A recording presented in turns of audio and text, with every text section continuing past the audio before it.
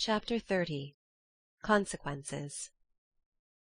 Mrs. Chester's fare was so very elegant and select that it was considered a great honour by the young ladies of the neighbourhood to be invited to take a table, and every one was much interested in the matter.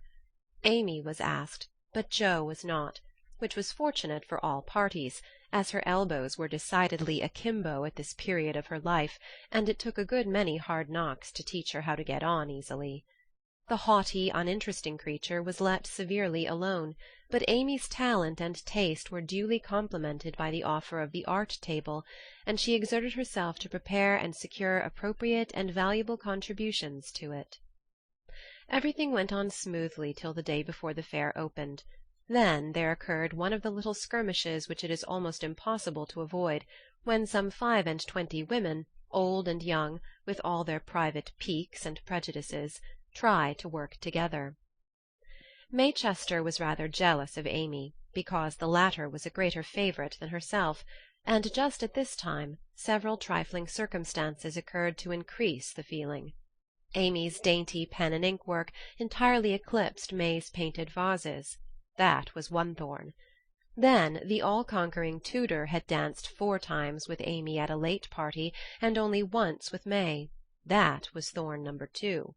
But the chief grievance that rankled in her soul, and gave an excuse for her unfriendly conduct, was a rumour which some obliging gossip had whispered to her, that the March girls had made fun of her at the Lambs. All the blame of this should have fallen upon Jo, for her naughty imitation had been too lifelike to escape detection, and the frolicsome Lambs had permitted the joke to escape.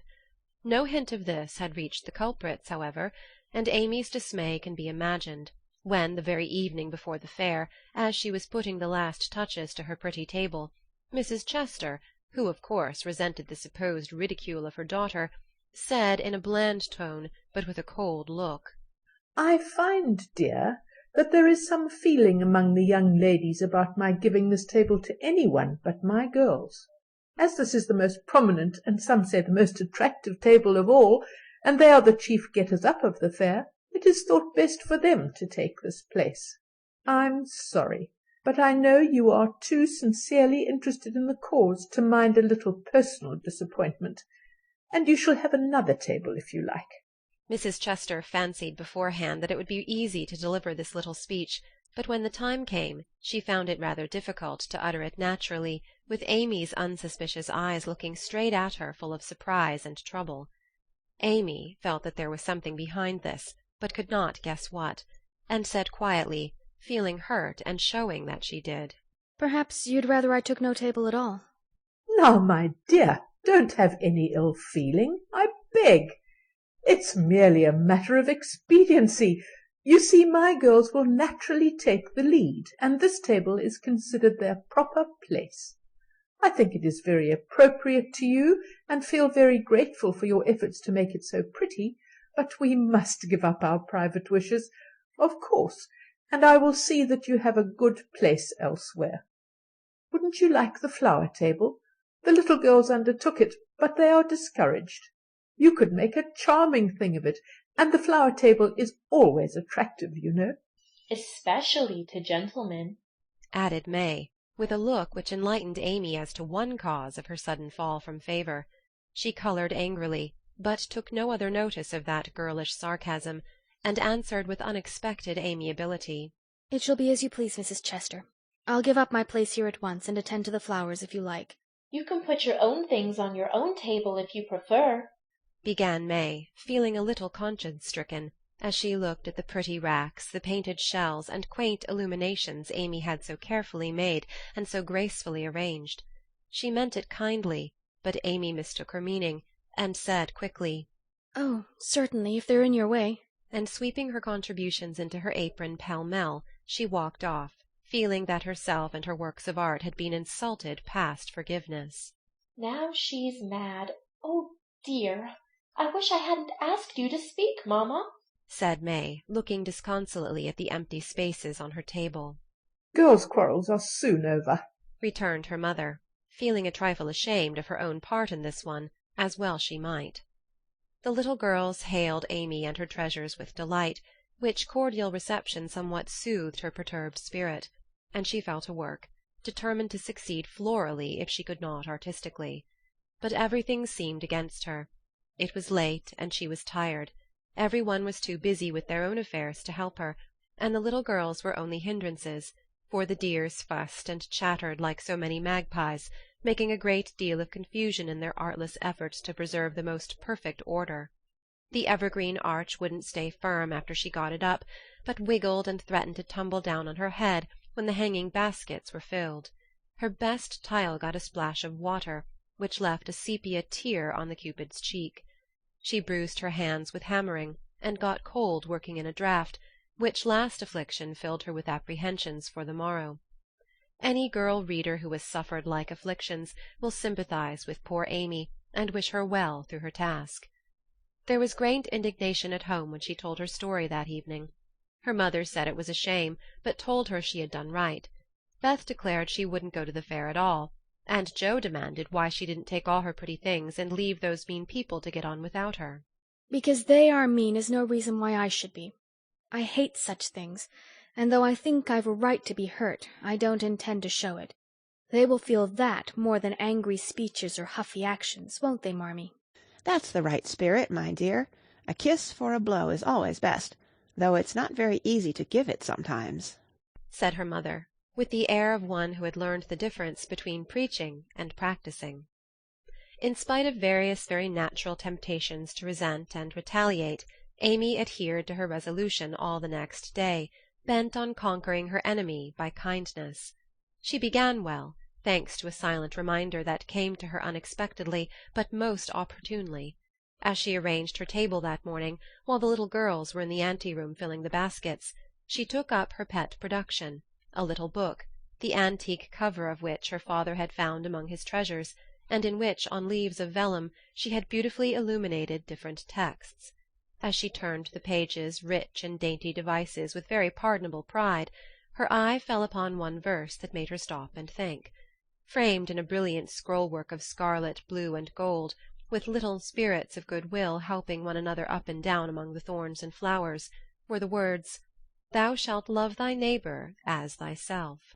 I ought, but I don't, thought Amy, as her eye went from the bright page to May's discontented face behind the big vases, that could not hide the vacancies her pretty work had once filled. Amy stood a minute, turning the leaves in her hand, reading on each some sweet rebuke for all heart-burnings and uncharitableness of spirit. Many wise and true sermons are preached us every day by unconscious ministers in street, school, office, or home. Even a fair table may become a pulpit, if it can offer the good and helpful words which are never out of season. Amy's conscience preached her a little sermon from that text then and there, and she did what many of us do not always do, took the sermon to heart, and straightway put it in practice. A group of girls were standing about May's table, admiring the pretty things, and talking over the change of saleswomen. They dropped their voices, but Amy knew they were speaking of her, hearing one side of the story and judging accordingly. It was not pleasant, but a better spirit had come over her, and presently a chance offered for proving it.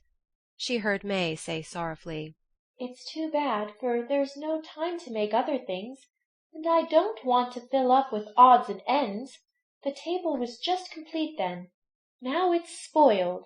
"I dare say she'd put them back if you asked her," suggested someone. "How could I, after all the fuss?" began May, but she did not finish, for Amy's voice came across the hall, saying pleasantly, You may have them and welcome without asking if you want them. I was just thinking I'd offer to put them back, for they belong to your table rather than mine.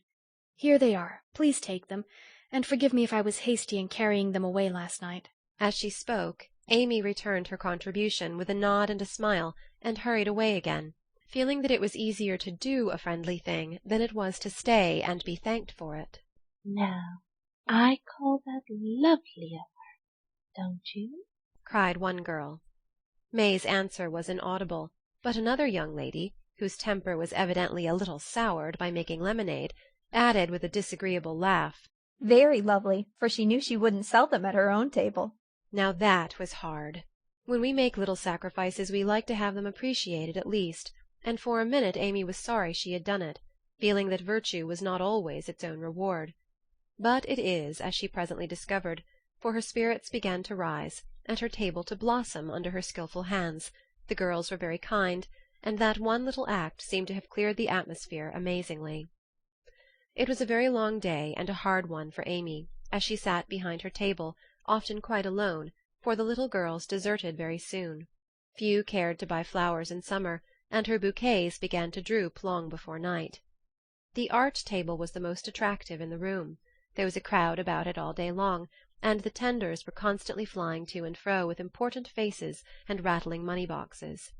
Amy often looked wistfully across, longing to be there, where she felt at home and happy, instead of in a corner with nothing to do. It might seem no hardship to some of us, but to a pretty, blithe young girl it was not only tedious, but very trying, and the thought of Laurie and his friends made it a real martyrdom. She did not go home till night, and then she looked so pale and quiet that they knew the day had been a hard one, though she made no complaint, and did not even tell what she had done. Her mother gave her an extra cordial cup of tea. Beth helped her dress, and made a charming little wreath for her hair, while Jo astonished her family by getting herself up with unusual care, and hinting darkly that the tables were about to be turned. Don't do anything rude, pray, Jo. I won't have any fuss made, so let it all pass and behave yourself, begged Amy, as she departed early, hoping to find a reinforcement of flowers to refresh her poor little table. I merely intend to make myself entrancingly agreeable to everyone I know, and to keep them in your corner as long as possible. Teddy and his boys will lend a hand, and we'll have a good time yet, returned Jo, leaning over the gate to watch for Laurie. Presently the familiar tramp was heard in the dusk, and she ran out to meet him. "Is that my boy?" "As sure as this is my girl." And Laurie tucked her hand under his arm with the air of a man whose every wish was gratified. "Oh, Teddy, such doings!" And Jo told Amy's wrongs with sisterly zeal. "A flock of our fellows are going to drive over by and by, and I'll be hanged if I don't make them buy every flower she's got and camp down before her table afterward," said Laurie, espousing her cause with warmth. "The flowers are not at all nice, Amy says, and the fresh ones may not arrive in time. I don't wish to be unjust or suspicious, but I shouldn't wonder if they never came at all. When people do one mean thing they are very likely to do another," observed Jo in a disgusted tone. "Didn't Hayes give you the best out of our gardens? I told him to." "I didn't know that. He forgot, I suppose, and as your grandpa was poorly I didn't like to worry him by asking, though I did want some." "Now, Jo, how could you think there was any need of asking? They are just as much yours as mine. Don't we always go halves in everything?" began Laurie, in the tone that always made Jo turn thorny. "Gracious, I hope not. Half of some of your things wouldn't suit me at all. But we mustn't stand philandering here. I've got to help Amy, so you go and make yourself splendid, and if you'll be so very kind as to let Hayes take a few nice flowers up to the hall, I'll bless you forever." "Couldn't you do it now?" asked Laurie, so suggestively that Jo shut the gate in his face with inhospitable haste, and called through the bars, "Go away, Teddy, I'm busy." Thanks to the conspirators, the tables were turned that night, for Hayes sent up a wilderness of flowers, with a loverly basket arranged in his best manner for a centerpiece.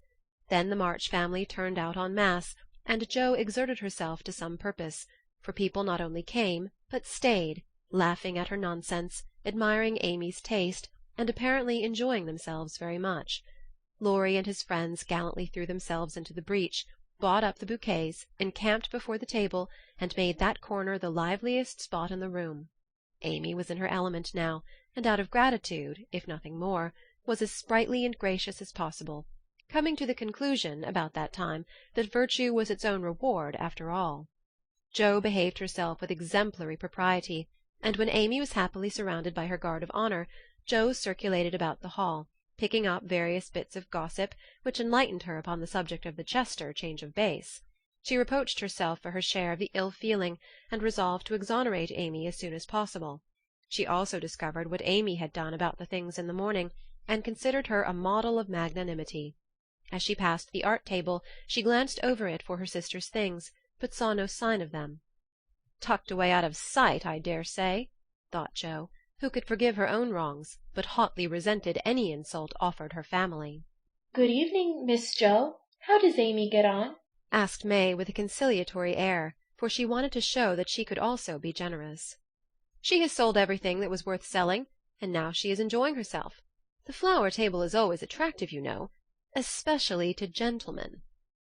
Joe couldn't resist giving that little slap, but May took it so meekly she regretted it a minute after, and fell to praising the great vases, which still remained unsold. "Is Amy's illumination anywhere about?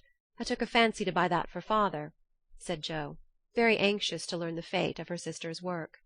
Everything of Amy's sold long ago. I took care that the right people saw them, and they made a nice little sum of money for us," returned May, who had overcome sundry small temptations, as well as Amy had that day. Much gratified, Joe rushed back to tell the good news, and Amy looked both touched and surprised by the report of May's word and manner. Now, gentlemen, I want you to go and do your duty by the other tables as generously as you have by mine, especially the art table," she said, ordering out Teddy's own, as the girls called the college friends. "Charge, Chester, charge," is the motto for that table, but do your duty like men, and you'll get your money's worth of art in every sense of the word," said the irrepressible Joe, as the devoted phalanx prepared to take the field. "To hear is to obey, but March is fairer far than May," said little Parker, making a frantic effort to be both witty and tender, and getting promptly quenched by Laurie, who said, "Very well, my son, for a small boy," and walked him off, with a paternal pat on the head. "By the vases," whispered Amy to Laurie, as a final heaping of coals of fire on her enemy's head. To May's great delight, Mr. Lawrence not only bought the vases, but pervaded the hall with one under each arm. The other gentlemen speculated with equal rashness in all sorts of frail trifles, and wandered helplessly about afterwards, burdened with wax flowers, painted fans, filigree portfolios, and other useful and appropriate purchases. Aunt Carol was there, heard the story, looked pleased, and said something to Mrs. March in a corner, which made the latter lady beam with satisfaction, and watch Amy with a face full of mingled pride and anxiety, though she did not betray the cause of her pleasure till several days later.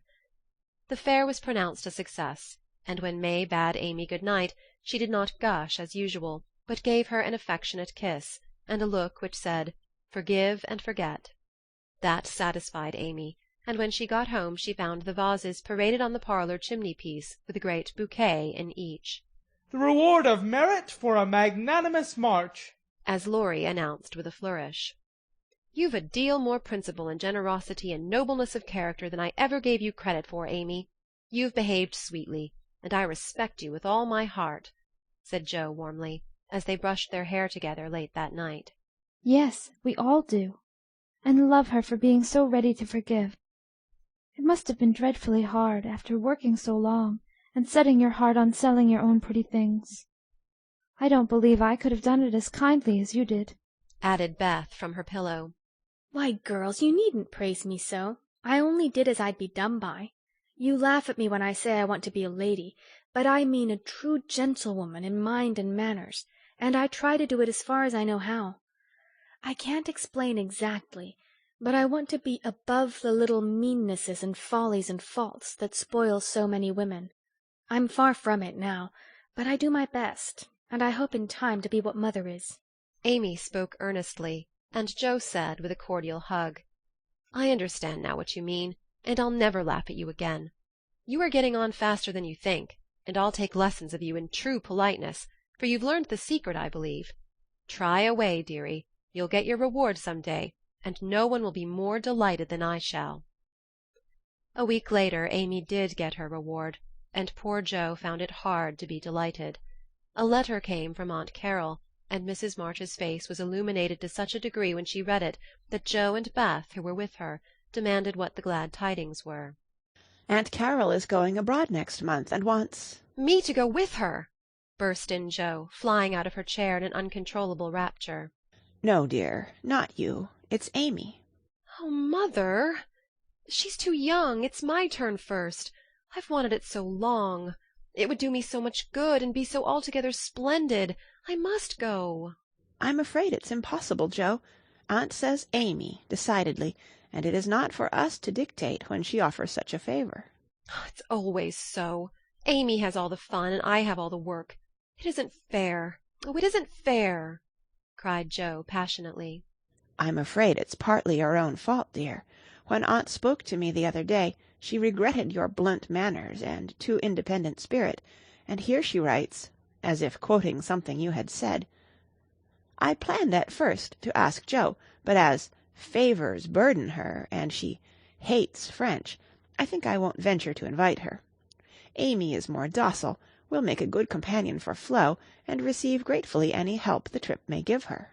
Oh, my tongue, my abominable tongue! Why can't I learn to keep it quiet?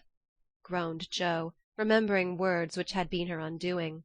When she had heard the explanation of the quoted phrases, Mrs. March said sorrowfully, "I wish you could have gone, but there is no hope of it this time. So try to bear it cheerfully, and don't sadden Amy's pleasure by reproaches or regrets." "I'll try," said Jo, winking hard as she knelt down to pick up the basket she had joyfully upset. "I'll take a leaf out of her book, and try not only to seem glad, but to be so, and not grudge her 1 minute of happiness. But it won't be easy, for it is a dreadful disappointment." And poor Jo bedewed the little fat pincushion she held with several very bitter tears.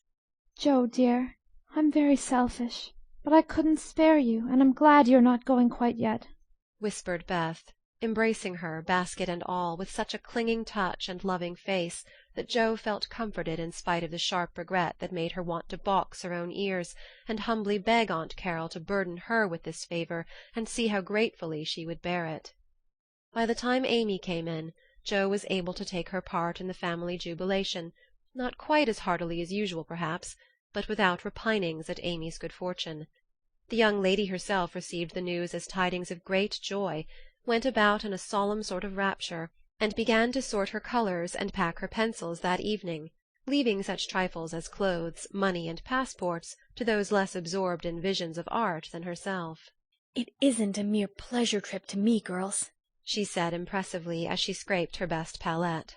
"It will decide my career. For if I have any genius I shall find it out in Rome, and will do something to prove it." "Suppose you haven't?" said Jo, sewing away with red eyes at the new collars which were to be handed over to Amy. "Then I shall come home and teach drawing for my living," replied the aspirant for fame with philosophic composure. But she made a wry face at the prospect, and scratched away at her palette as if bent on vigorous measures before she gave up her hopes. "No, you won't. You hate hard work, and you'll marry some rich man, and come home to sit in the lap of luxury all your days," said Jo. "Your predictions sometimes come to pass, but I don't believe that one will. I'm sure I wish it would, for if I can't be an artist myself I should like to be able to help those who are," said Amy, smiling as if the part of Lady Bountiful would suit her better than that of a poor drawing-teacher. Said Jo, with a sigh. "If you wish for it, you'll have it, for your wishes are always granted. Mine never." "Would you like to go?" asked Amy, thoughtfully patting her nose with her knife. "Rather." "Well, in a year or two I'll send for you, and we'll dig in the Forum for relics, and carry out all the plans we've made so many times." "Thank you. I'll remind you of your promise when that joyful day comes, if it ever does," returned Jo, accepting the vague but magnificent offer as gratefully as she could. There was not much time for preparation, and the house was in a ferment till Amy was off. Jo bore up very well till the last flutter of blue ribbon vanished, when she retired to her refuge, the garret, and cried till she couldn't cry any more. Amy likewise bore up stoutly till the steamer sailed. Then, just as the gangway was about to be withdrawn, it suddenly came over her that a whole ocean was soon to roll between her and those who loved her best, and she clung to Laurie, the last lingerer, saying with a sob, "Oh, take care of them for me, and if anything should happen—" "I will, dear, I will, and if anything happens, I'll come and comfort you," whispered Laurie, little dreaming that he would be called upon to keep his word. So Amy sailed away to find the old world, which is always new and beautiful to young eyes, while her father and friend watched her from the shore, fervently hoping that none but gentle fortunes would befall the happy-hearted girl, who waved her hand to them till they could see nothing but the summer sunshine dazzling on the sea.